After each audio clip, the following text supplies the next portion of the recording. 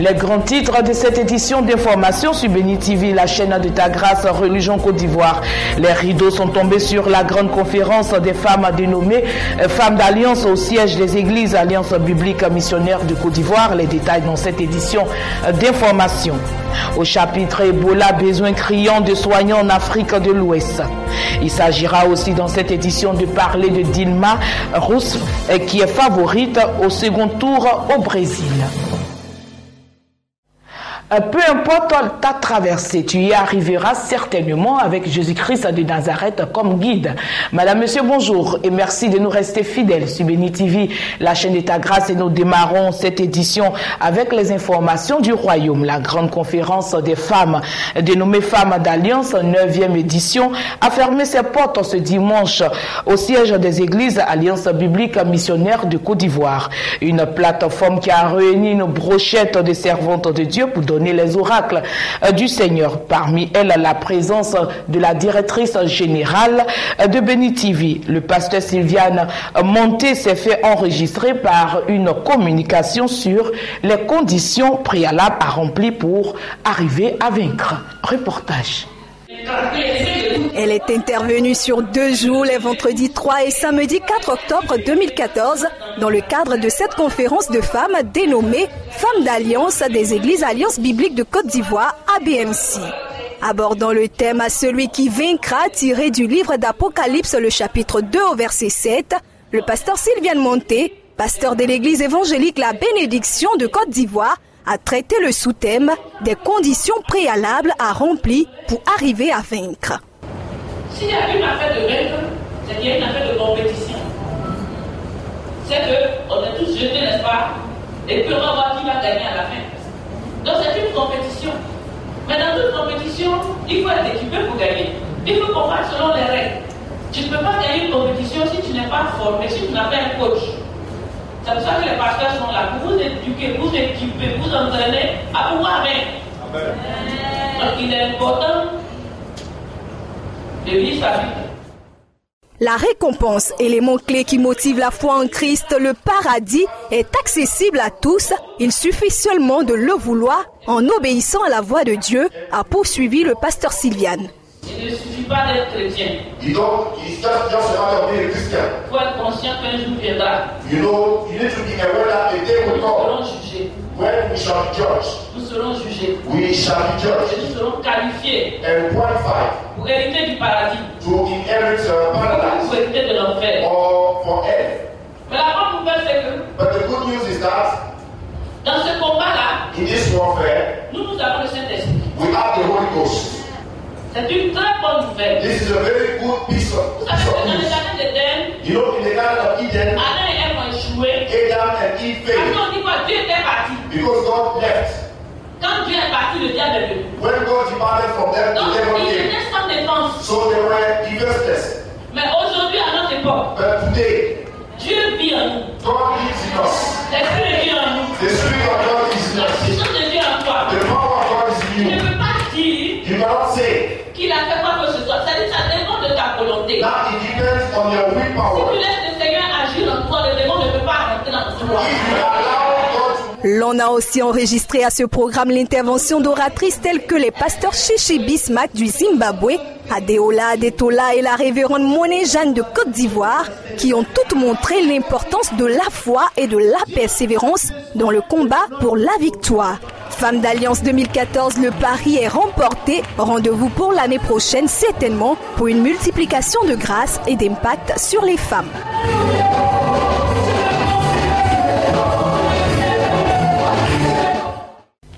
Le reportage est signé Irène Bailly et à son micro, elle a recueilli des paroles distinguées de l'initiatrice de ce programme 9e du genre, le pasteur Laurette Amazou. Suivons. Nous pouvons dire que Femmes d'Alliance 2014 a été initié par le Seigneur. C'est un programme d'édification, c'est un programme d'évangélisation, c'est un programme de restauration des âmes. Et cette année 2014, le thème que le Seigneur nous a permis de traiter est tiré d'Apocalypse 2, verset 7, à celui qui vaincra. Et nous savons que c'est un thème d'actualité parce que les temps de la fin dans lesquels nous sommes sont des temps difficiles.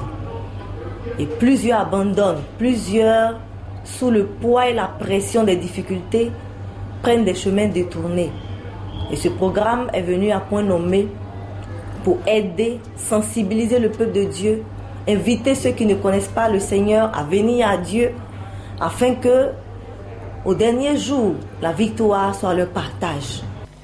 Une cérémonie d'ordination s'est déroulée à la mission évangélique du salut et de la vie abondante. Les ordonnés, il s'agit du pasteur Elo Vanga et le pasteur Winyewa Jean-Claude. Le reportage est signé Christian Omer Brio. Le Grand Bassam a abrité un événement heureux ce samedi 4 octobre 2014. Un événement organisé par la MESVA, mission évangélique du salut et de la vie abondante de Bassam. La dite mission a honoré ses pasteurs à travers une cérémonie d'ordination respectivement du pasteur Elo Vanga et du pasteur Winyewa Jean-Claude.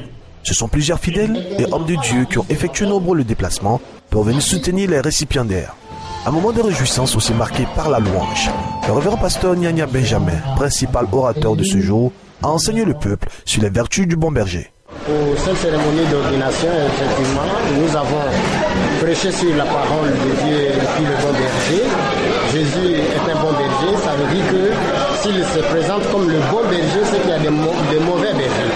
Et la Côte d'Ivoire a besoin de ceux qui sont des bons bergers et non des serviteurs de Dieu qui jouent le rôle des mercenaires. Nous avons besoin des serviteurs de Dieu, des bergers qui rassemblent, qui communiquent la vie au lieu de communiquer la mort. Notre souhait pour nos bien-aimés qui viennent d'être ordonnés, c'est qu'ils soient des bergers qui communiquent la vie et qui s'éloignent de toutes sortes de mercenariats ou des faux serviteurs de Dieu pour être utiles et un instrument puissant en Côte d'Ivoire et partout dans le monde. Après un message bien donné par le révérend pasteur Nyanya Benjamin, place à l'ordination. Devant le peuple et les hommes de Dieu, les pasteurs Elo Vanga et le pasteur Winyewa Jean-Claude ont scellé les socles du sacerdoce. Devant cette auguste assemblée des saints, moi, Winyewa Jean-Claude, prends à témoin le ciel et la terre de mon engagement à servir l'Éternel, moi et ma maison, en qualité de pasteur, au nom du Père, du Fils et du Saint-Esprit. Amen. Promettez-vous d'être un exemple en parole, en conduite, en amour, en foi et en pureté dans votre famille et devant l'Assemblée des Saints, la messe là. Oui, je le promets et je le ferai avec la force et la grâce que Dieu me donne. Ce moment de réjouissance à la gloire de Dieu a été une occasion pour les récipiendaires et le peuple de Dieu de manifester la puissance du ministère et le service de Dieu. Que Dieu vous bénisse. Écoutons maintenant quelques impressions au micro de notre reporter.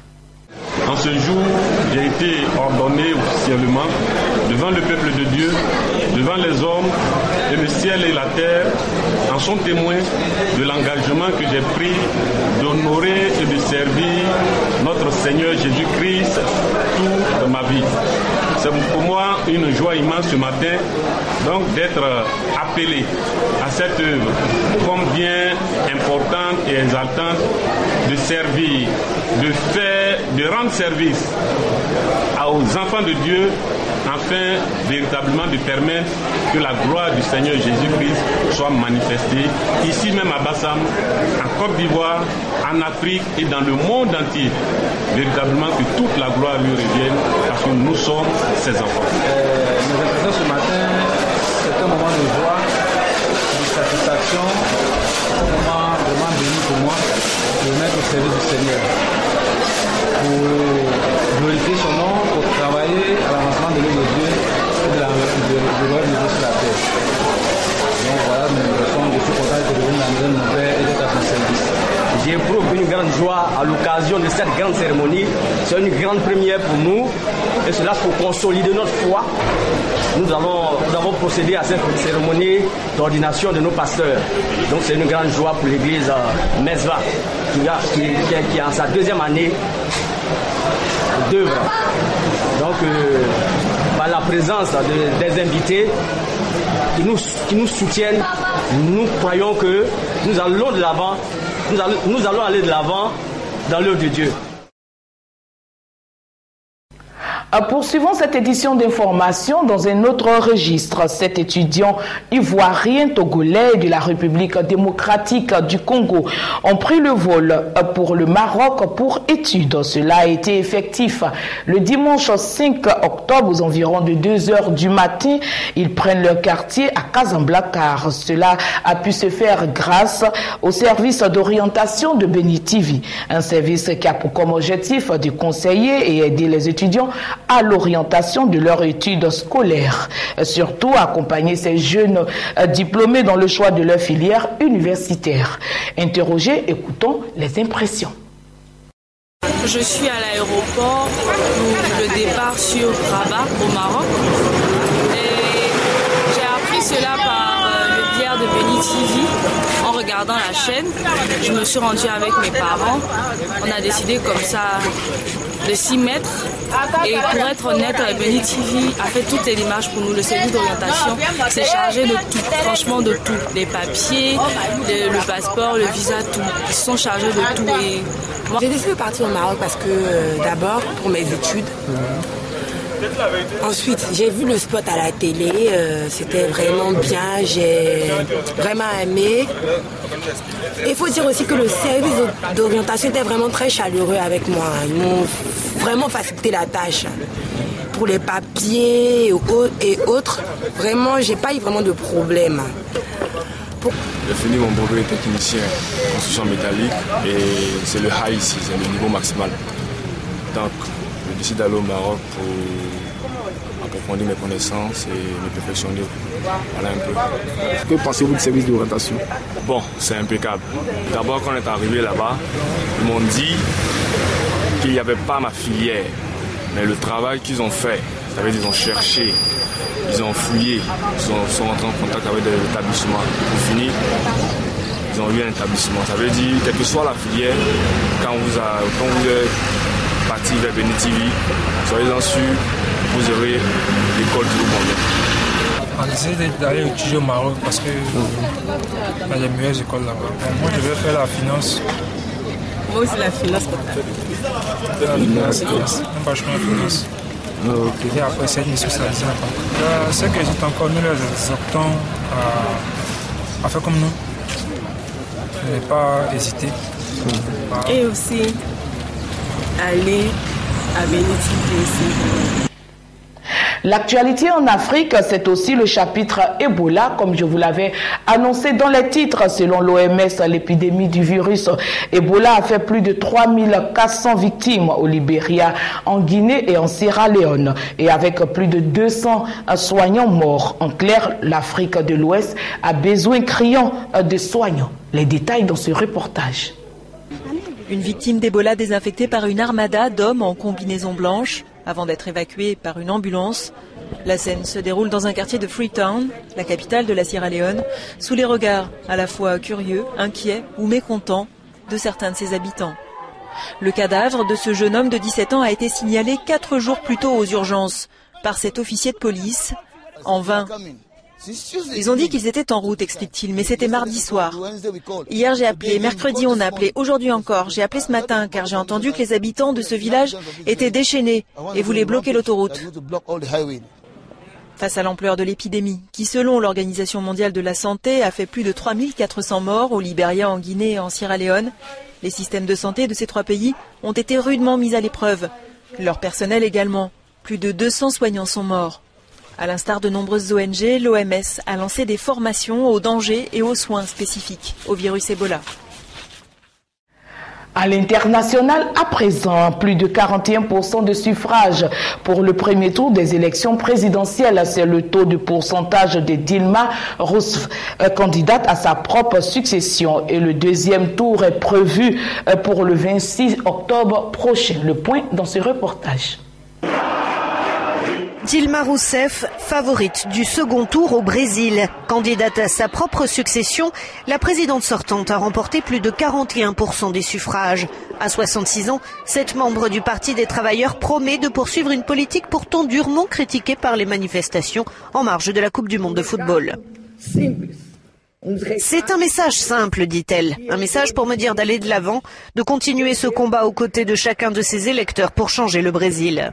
Continuar nessa luta junto com cada desses eleitores e dessas eleitoras para mudar o Brasil. Dilma Rousseff affrontera le social-démocrate Aécio Neves lors du second tour le 26 octobre prochain. Longtemps relégué à la 3e place dans les sondages, le chouchou des investisseurs a finalement obtenu plus de 33% des votes. C'est la victoire du changement, affirme-t-il. Les candidats de l'opposition ont la majorité des voix. Nous continuerons unis lors du second tour pour donner au Brésil un gouvernement honorable et efficace. Celle qui a un temps menacé Dilma Rousseff, l'écologiste Marina Silva, n'a finalement remporté qu'un peu plus de 21% des suffrages. Elle n'a pas donné de consigne de vote, mais près de 60% de ses électeurs avaient indiqué lors de sondages la semaine dernière qu'ils soutiendraient Aécio Neves s'il parvenait au second tour. Un projet de récapitalisation d'1 milliard d'euros pour Euro Disney. Objectif, réduire l'endettement et donner de l'air pour les années à venir pour ce groupe. Regardez. Euro Disney face à un monde pas franchement merveilleux. L'exploitant de Disneyland Paris a annoncé un projet de recapitalisation d'1 milliard d'euros, soutenu et garanti par sa maison mère américaine The Walt Disney Company. Objectif, réduire l'endettement du groupe et donner de l'air pour les années à venir. Disneyland Paris est le parc à thème le plus visité de France, mais la conjoncture morose a entraîné une nouvelle baisse de fréquentation cette année. En outre, depuis ses origines, le groupe souffre d'un problème de dette abyssale. Le plan de recapitalisation et de restructuration financière devrait se traduire par une probable OPA et pourrait à terme aboutir à un retrait d'Euro Disney de la Bourse de Paris. À la mi-journée, le titre était en chute. Nous posons à présent nos valises à Hong Kong. Le retour progressif à la normale a commencé à s'installer et ce lundi, les fonctionnaires ont repris le chemin du boulot. Ce après une semaine de blocage et même coloration pour les portes de l'école. Le mouvement pro-démocratie semble s'essouffler et la vie reprendre son cours normal à Hong Kong. Les fonctionnaires sont retournés ce lundi au travail. Après une semaine de blocage, les manifestants ont notamment libéré l'accès au siège du gouvernement local. Les écoles ont également rouvert progressivement leurs portes. Le nombre de manifestants a chuté, ils ne sont plus que quelques centaines. Pour ce fonctionnaire, le mouvement a assez duré. Je respecte le droit des protestataires à exprimer leur opinion, dit-il, mais ils doivent aussi respecter notre droit à aller au travail. La confrontation s'est apaisée et nous présentons nos excuses sincères au public, réagit ce protestataire. Nous espérons résoudre pacifiquement le conflit. Nous ne voulons pas qu'il y ait des conséquences sur la vie quotidienne des gens. L'heure est donc à la réconciliation, mais le mouvement n'est pas terminé pour autant. Les leaders étudiants ont démenti avoir donné une consigne de retrait. Les manifestants les plus déterminés restent mobilisés en attendant la tenue d'éventuelles négociations. Orientons nos regards à présent vers le Mexique où 2 membres d'un gang avouent le meurtre de 17 étudiants sur les 43 étudiants mexicains disparus. Et notons que les forces communes clandestines ont été également retrouvées. L'enquête sur la disparition de 43 étudiants mexicains dans la ville d'Iguala progresse. 2 membres d'un gang criminel ont avoué avoir participé au meurtre de 17 de ces étudiants. Selon eux, c'est le directeur de la sécurité publique de la ville qui a ordonné leur venue sur place. Des fosses communes clandestines ont également été découvertes. À l'intérieur, au moins 28 cadavres en partie calcinés. Leur identification est en cours. Le procureur de l'État du Guerrero se veut malgré tout prudent. Ce serait irresponsable de ma part de dire que cela est lié aux étudiants, dit-il.